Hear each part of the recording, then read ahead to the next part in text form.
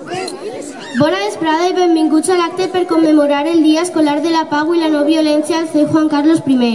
Com sabeu, som Stans Band i en aquesta ocasió us interpretarem la cançó What a Wonderful World. What a Wonderful World és un tema de jazz escrit per Bob Thiele i George David Weiss.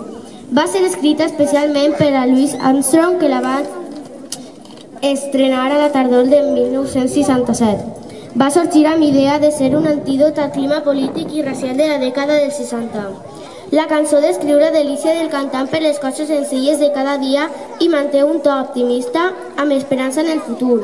L'arranjament que escoltareu està inspirat també en la versió que va gravar Joey Ramone al seu darrer disc, Don't Worry About Me, un any després de la seva mort. Esperem que us agradi.